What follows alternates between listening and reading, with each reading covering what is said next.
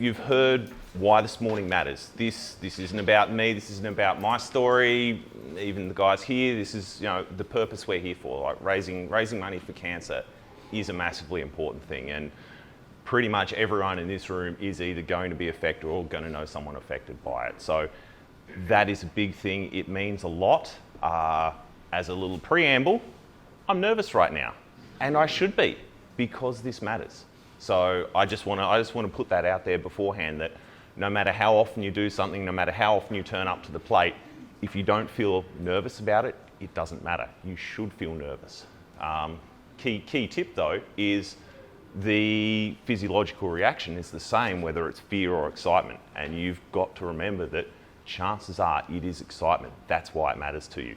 And if you think it is fear, look for why. Look to try and reframe it about what you're excited about, because you wouldn't be doing it if it was just fear, unless you're being forced into it. But just because Sol twisted my arm literally, But yeah, think about why you're excited for it. That's my number one pro tip for if you want to turn up and give it your best on the big stage. It's about why you're excited, not why you're fearful. And feel that, acknowledge that, and really get behind. Like my body's saying, I want to go right now. So yes, of course I'm nervous up here, because it matters, because this morning matters for a worthy cause. Given that, the other thing, I'd be remiss of me if I didn't acknowledge that we are not the original inhabitants of this land. This is First Nations land. I'd like to acknowledge the Gadigal people, and in particular, I'd like to acknowledge something that I think is pretty inherent in their culture, and that is their rich history of passing on wisdom through their stories. So I hope to do homage to their culture and to acknowledge the contribution they've made to our society and our country in telling my own story. What I'd like to lead with though is all of you. So I'd like you all just to take a minute and think about, what does success mean to you? So this talks about finding success. So just really think, what is your definition of success? And I'm not talking little, I'm talking think big. Think, this is the best my life could ever turn out. And just take a moment to reflect on what that might be. Really think about what that would feel like to achieve something that big. Why are you limiting yourself to your hopes and your dreams? That's my story. So, a little bit about me. I'm a 3-time Olympian, Beijing, London and Rio. I'm a 2-time world champion, world record holder. Season off, I switched to triathlon, qualified for the Hawaii Ironman. I'm a father, I'm a husband, leader, coach, many identities. I'll get to why that's important in a minute. But the perception for people such as myself, or the stereotype we always tell ourselves is, I started from when I was 4, I had this singular dream, nothing else matters, Tiger Woods style. I was taken down to the rowing club by some family friend when I could just walk, and I worked real hard at it and got better every day. Life doesn't go that smoothly. Life doesn't take you where you think you're going to go. And we've got all these stories, but I'm sure some of you are at least aware of the term survivor bias. And that means that we've got all these stories and we think that's the way it works because the ones who made it have that story. But you don't know that there's thousands of others that had that story that didn't work well.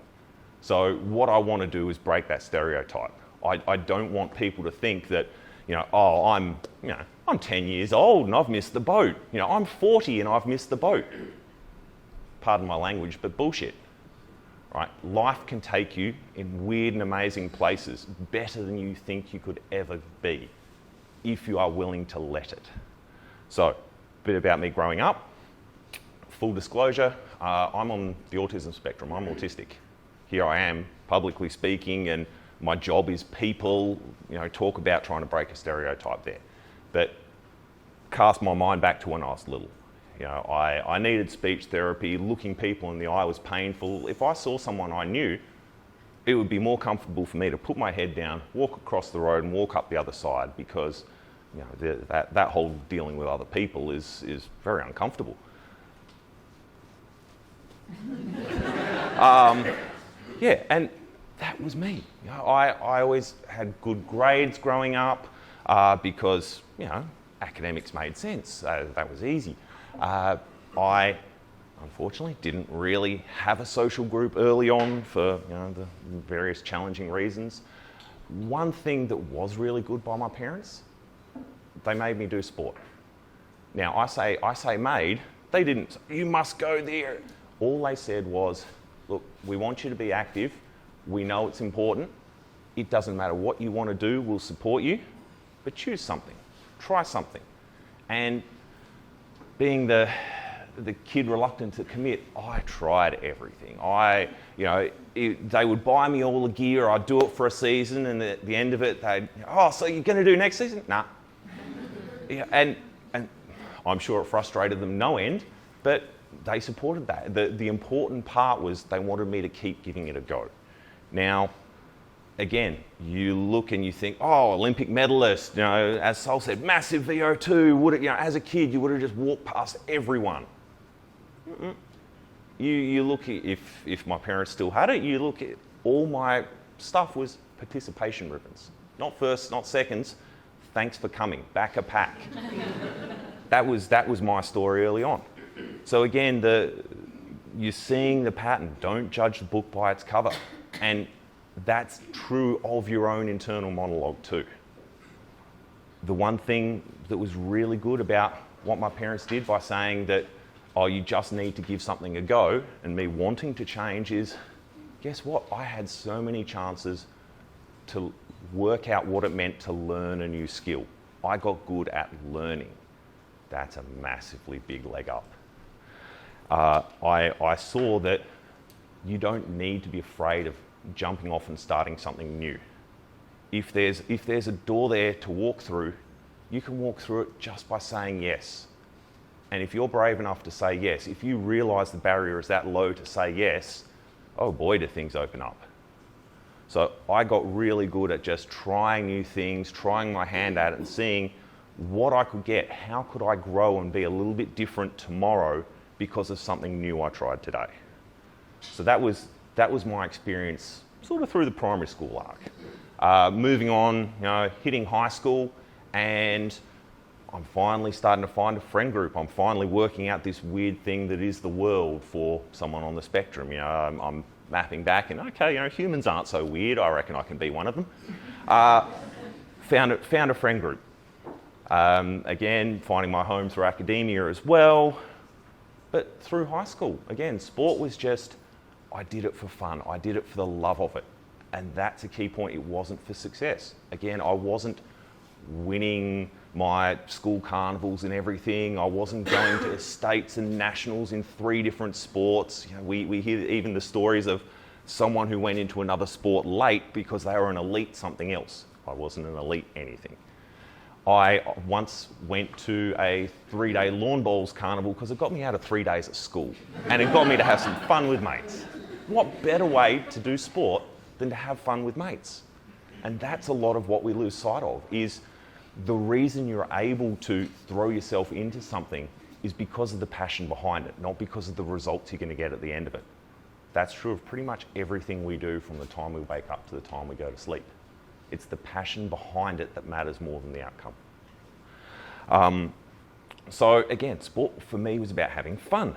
It was about seeing, what new experiences I could have with my friends. More often than not, a lot of my weekends could be, and this will show the age, hire out a PlayStation game from the Blockbuster video store and literally video game non-stop without sleep from Friday night to Sunday lunchtime, and then return it having finished the game, crash out and wake up Monday morning for school. Elite athlete. But other weekends it would be, I lived in the mountains, so I grew up in Adelaide, I lived in the hills there. Again, mountain biking or windsurfing or something else. So there was a big variety in what I did growing up, and a lot of the research, thankfully since, has borne out that early specialisation is not the best for people early on.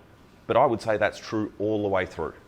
Right? The more you can vary your life and do different things, the more you can take skills from one place and apply them somewhere else. The more rounded you are, I think, the better equipped you are to excel in an area. So that was a lot of my high school period. again, it's not sounding like I'm on track to go and win Olympic medals yet. Now, through high school, I had a new dream. I thought, Top Gun lifestyle. I love this. I love riding motorbikes, etc. I want to fly fast jets. Everything through high school, I started to gear towards, I'm going to go into the Air Force. I'm going to be a pilot. All my grades were good enough. Quarter century ago, God. They used to do pilot screening. They would do all your aptitude stuff, and then they would take you up to mental blank, Tamworth, and you would go and essentially get 6 months worth of stuff thrown at you in 2 weeks to see what you held on to. It was an accelerated, throw you in the deep end course just to see how you'd deal with it. And sailed through all the aptitude stuff, went up there, did that, was doing all my flying, and scores were good enough. I thought, you beauty, I'm on the way. And then they did the final interviews where they're trying to work out, well, who out of this crew are we going to take? And they got to chatting to me about how was it, what was I doing at night, how did I find it? And I told them the level of detail and like how much I wanted to practice and how I'd sit in my room, visualize every maneuver, and really wanted to get it right. And then they said something I didn't expect. It wasn't good job. It was, we think it might be too stressful for you to do that year in, year out. We think you might burn out. And it's a large amount of money we need to sink into pilot training. So, sorry, your journey ends here. Bang. I'd done everything right and rug was ripped out from under me. Now, unfortunately, some of us in the room will relate all too well to that remark. And the thing I learned there is you can do everything right. That doesn't mean you're going to get your goal. So we have to acknowledge that there are things out of your control that are going to stop you. And if you put all your eggs in one basket, you become very fragile. Now's the time where I go back to earlier where I said a little bit about me and I gave all these different identities. All through my athlete career, and you'll hear it later, I still maintained a work career alongside my athletic career, because if you define yourself by one single thing, I'm a swimmer, I'm a rower, I'm a CEO, I'm a whatever you are, family person, and something happens to that singular identity, whether it's someone tells you, sorry, you can't be a pilot, whether it's you're nothing but a parent and your child dies in an accident, or God forbid cancer, or any other thing that can happen with life. You're a CEO, your company goes bankrupt, you retire from sport. If you have that one identity and that stops, you're at sea.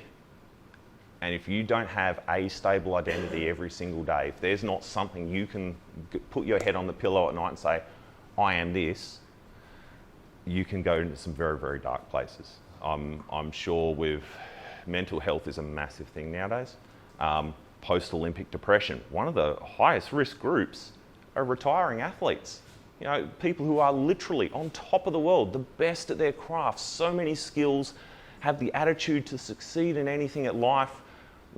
For professional footballers and not rowers, massive amounts of money and everything else. So in theory, they should have it made.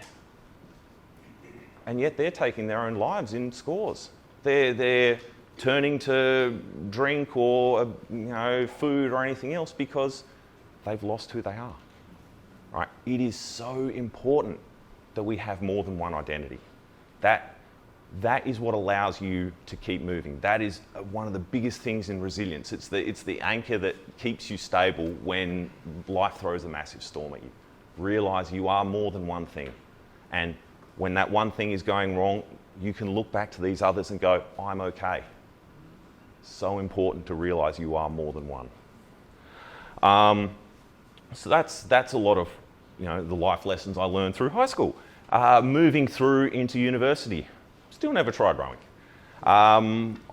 Early university for me, it was mainly enjoying a little bit too much of the party atmosphere. I was doing double full-time uni. I was, topping my courses, etc., and thinking I'm going to go and be an AI researcher. I was trying to start thinking about self-driving cars way back at the turn of the century when maybe our hardware still isn't ready. That was where my niche was. I was enjoying the party lifestyle. I was studying really hard. I was going to the gym a lot. Fun fact, I used to be this height and 65 kilo. Now I'm this height and about 90 kilo, depending on the day. And that was just, going to the gym. Now, I didn't know that would also be prepping me well for starting into sport. It was just something that was something I found enjoyable. So again, it was just these little building blocks that I had no idea where they're leading. But it was something I was passionate about. It was something that I just incorporated into my day, into part of who I was. So I'm not aiming for an outcome. I'm just seeing today and making the most of it. A lot of what I was learning through uni was about how do I work smarter? I want to do more, because by this time I've tried lots of different stuff, and the thing about trying more stuff is you find more stuff you like. And I was just wanting to get out there and do it, like organising video game conventions and being part of the beer appreciation societies and going and doing sport and work and uni and all the things. So I learnt, if I want to keep all these balls in the air, I've got to learn that, what I've since learned is the Pareto principle. How do I do the minority of it and get the majority of the benefits? So it really was about how do I learn to work smarter and be able to spread myself this thin without burning out, without dropping balls. So that was great for me. It really, really set up the how can I make the most of what I've got? And I'm already third year uni now. I'm 20. I still haven't gone rowing yet. This is the story of an Olympian. So now rowing comes along. Third year uni, I'm deciding I want to get fit. Fastest time on the rowing machine wins a carton of beer. Never having jumped on an erg, jumped on, took off, not having a clue about what good pacing was, came out at about 118 splits, which for anyone in the rowing world is not sustainable, and proceeded to then die as I realised 500 metres is a lot longer than I thought it was. And it was huffing and puffing and slowly just willing that finish line closer. Hopped off, 127 for a 500, never having touched an erg. For rowers, for the rest of you, it might not mean much. For rowers, that's pretty handy time for a beginner. The people running the boat club went, ooh, that's better than pretty much most of the state. Could you join our Learn to Row program? Great, full sail, smooth, all the way through to the games, no more problems. No. So the next stage was, okay, I'll join your Learn to Row program. That sounds fun. Cool. Did the Learn to Row program. 12 weeks later, here are the 8 people we feel might rise to the level of being a good club athlete for Adelaide Uni. Wasn't on the list. Didn't make the cut to be a club level rower. So what did I learn there? I learned that I should be doing things because I love doing them, and I shouldn't be listening to the critics. I'm not after that elite success. I'm after chasing, this is something I want to do and I want to be good at it. Who cares? Let's see how good I can be. You don't know. And this is the dirty little secret of most experts in pretty much every field. We think we know a lot more than we do. People are super complex human beings, and the number of times we write someone off because of the cues we see. But that's the iceberg, that's the tip. There's so much more of every person in this room that we don't see and that we're not being judged by. So always keep in mind, it's good to have feedback, but take it with a grain of salt. Don't let it completely dictate your life. Don't let it derail what you want to do. So I wasn't going to be a club level rower. No problems. It was great. It was fun. I was going to keep fit. So I just hammered away on my own. I was taking out single sculls, just doing ergs on my own, lonely squat of 1. Might not seem like everyone's fun cup of tea, but I was enjoying it. And coincidentally, 6 months later, the head coach of the club just happened to walk past while I was doing an ergo. I went, oh, that score's pretty handy, and I can see you got some form. Our first 8 has been a bit decimated by people graduating, moving away, etc. We do need someone to come together for uni games. It's not going to be a great boat, but you want to be part of it. instantly I went from a squad of 1 to in the club's top boat. Sometimes I learned you need more than hard work. You do need luck to hit some of these goals. So I'm not going to stand here and say that, every person that got to the Olympics is the best in the world. Sure, we worked hard. We put in the work to deserve the result. But there's probably equal number of people that didn't make it that could have been better had circumstances been different, had they had that luck, had they had that opportunity. That always does course through my head. I'm world champion because of the work I put in, yes, and I don't want to diminish that of my own result or of anyone else's. But I also want to realise that the amount of untapped potential in this world is phenomenal. It vastly outstrips the results we see and the outcomes we get. There is so much more in most of us than we ever get a chance to experience. I've never been a gymnast. Who knows, maybe I could have been a great one. I know I wouldn't have been. But the point is, I'd never tried that. That's a path of unknown value. The paths we walk, there's a massive sprawl of opportunities, of moments that we don't take, because we can only take one. The amount of untapped potential in this world is phenomenal. The question I'd ask is, what's yours? So I've just gotten into the club boat. Again, that's, it's not a high level achievement. It was great fun, went out, had some good times with the crew.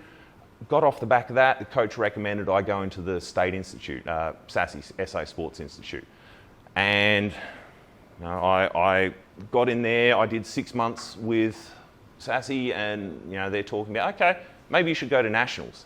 At this time, my response to the coach was, hell no, I'm not good enough for nationals. I've been rowing 9 months or something. I didn't realise anyone could turn up. I just thought nationals, I'm not going to win a nationals medal.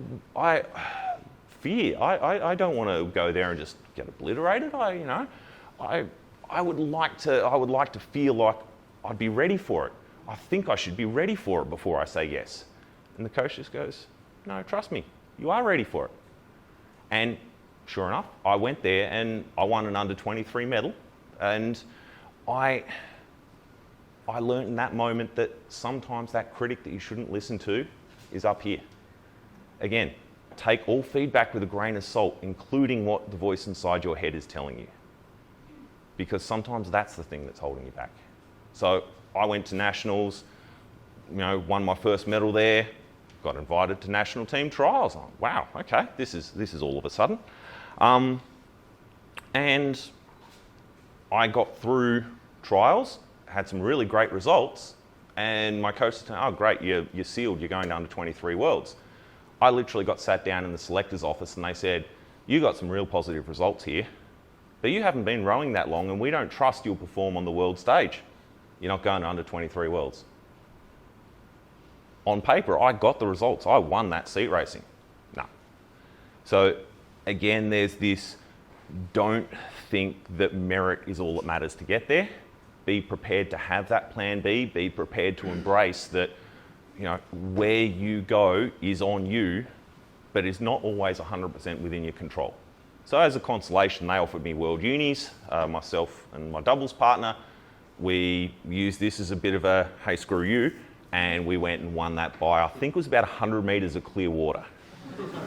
And for anyone in rowing, that's a massive margin. Fun fact, the second place were actually German Olympic reserves who, they'd come off the beers, but they were the Olympic reserves. They weren't a slow crew. So we had a boat that was absolutely humming, driven by, we wanted to prove to ourselves and everyone else that we were capable of something.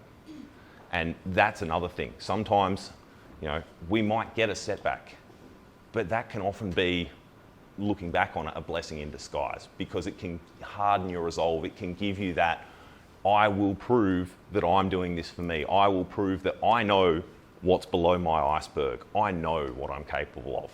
That's a very, very powerful motivator. Then, sorry, I was a little bit remiss in there. I will trace back. Before we won that gold World Uni, I had a choice. So that was my last year of under 23. My first season of rowing was my last year of under 23. My next season was going to be the senior team. I was competing against all the Olympians. No way will I ever rise to that occasion. Like, I can compete against, the best students in the world, but no, not against the Olympians. I had a choice. Suddenly I had a fork in the road where I could say, do I go down the rowing path? Do I go down the academic path? We make these decisions, and often we're not thinking, what is it that I'm passionate about? We're often thinking, what is the outcome that I want? Now, I definitely didn't see the outcome with where I wanted to go for rowing. It was a short-term, hey, potentially I could go to World Unis and have some fun. My dream was still academic. But yet I chose to say, well, I've got a little bit more passion right now in this rowing caper. I want to see where it goes. And I paused my uni for 12 months. I said I'd finish my last semester after World Unis, just because I want to give this a red hot crack for 6 months. So did that, you heard the result just before, and then I had another 6 months left of this year to say, well, what do I do now? My subjects that I need to do don't start yet. I'm enjoying this, why don't I just keep training through? And kept training through, rocked up in my first season of senior nationals, and sure enough, I was on the podium in senior A. So I was in amongst the Olympians, somewhere where I never thought I'd be. And again, that other fork of, well, now that I've chased the passion, now that I've seen, there's even an outcome there, where do I want to go? And oftentimes we don't take enough pause to realise that we all have multiple dreams we can pursue. You might not really be aware of it on the surface, but there's doors we can walk through, and we really need to be thinking day to day, like, what is it that I want to be? What do I want to learn about myself? Because life's too short to just keep going through the motions. How do I want to challenge myself tomorrow? Because that's where we find out who we are. That's where we find out the passion of life, is that stepping up to the plate and growing yourself in a new way. So I ended up choosing the rowing path and saying, I still need a second identity. I still need to keep money on the table because rowing pays nothing. So I finished off my uni on the side. I got into being a coder and maintained those dual tracks. Going through that period now, there's a new arc. I wasn't aware of it. I thought that I enjoyed chasing passions for myself. I enjoyed coding. I enjoyed rowing. Both were, I thought, singular things on me. I had a couple little moments of key people just saying these innocuous remarks that I didn't realise at the time but would bend the arc of my life. So I had my boss at work say, you were really good with those new joiners we had in the team. I really admired how you were able to set them on the right course really well. The team feels really engaged because of you. And I'm like, oh, interesting. Would you ever consider being a manager? No, I'm going to be an architect. I'm like all about the technical. I'm an autistic kid, trying to still shake that stigma. I'm not about people. But I started thinking about, well, why did I enjoy that? And it turned out I do enjoy, through my own experience of maybe not having been included all the time, I do enjoy that satisfying feeling of seeing someone hit their straps and achieve that little bit more and get that validation that they can be more, that they can achieve what they want to achieve. Like, helping someone on that journey is immensely satisfying. Similarly, unbeknownst to me, or wasn't really aware of it, the coaches I found would suddenly start putting all these beginners next to me when I'm on the erg, on the indoor rowing machine. And I couldn't help myself. In between my intervals, even mid-interval, I'm huffing and puffing and screaming, and I would still look across and, if you could hold your body over a bit longer, it's really good leg drive. Like, I would want them to be better. I just could not help myself. And it was seeing that over and over again that really started to open my eyes to, well, no, a lot of my passion is about enabling others. And sure enough, that's where my career trajectory started to go. The last part I'd say there about finding success from that point is we often overlook how much helping others can help ourselves. So take the rowing example. helping others understand how they row better allows them to get faster. If I've got faster people training around me, it's going to push me more. It's going to bring more out of me. Does that sound familiar to a workplace and things? The better people we have around us, the more we lift them up, the more it's going to help lift us up.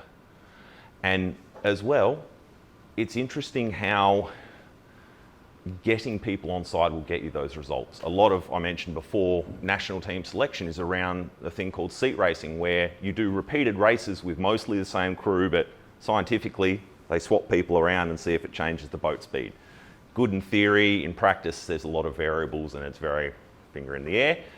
But what I found was the repeated process of trying to help others got me into a point of saying, what really matters? What really moves the boat? How do I learn to extract away all the distractions and just give one or two messages to my crewmates of what's going to shift the needle? And doing that again and again and again. The more I did that, the more I learnt myself what matters. And the interesting thing is, coaching, whether it's professional sports or anything else, is so much about saying the same thing in 100 different ways, because we say a set of words, the other person hears something completely different. And it's only by trying all the permutations that eventually you see, oh, so if I use those words, it means that to you. So developing that vocabulary to talk to other people about what you're seeing, that's a massive life skill. So that's something else that I got out of this bending of an arc around, helping others to find your own success. The other thing is, it's not till you go to explain what you know that you realise how much or how little you know about it. Because often we can do stuff subconsciously, but it's not until we're able to enunciate it and really question it that we can take it to the next level. If you just do it, and you see this of a lot of great athletes turned coaches, they're great, but they didn't ever know why they were great. So just because someone's good at something, again, maybe parallel to the workplace, just because someone's good at something doesn't mean they're going to be a good manager, coach, or teacher of others on that thing. But they can get better. The more they have to explain themselves, the more they have to talk to different people, finding a different explanation every time, the more they're going to link stuff in their head. And the stronger it's going to make their understanding, their ideas, and their performance as a result. So that's the arc of my career towards finding my definition of success nowadays, which is, how do I enable and help others around the place? So I'm sure you can see this hasn't been the standard story. This isn't the straight line from a kid to an Olympic medalist, far from. But at any of those points, I couldn't have placed a bet on where my life was going to go. If you told me as late as high school, uni, I was going to be an Olympic athlete, I would have bet the house against. I would have called you all sorts of names. But if you are willing to grow yourself every day, if you are willing to step through new doors, if you are willing to say, I can say yes to this, I'm willing to go where life wants to take me, your life can go in strange and amazing places better than you ever thought it could. Thank you, everyone.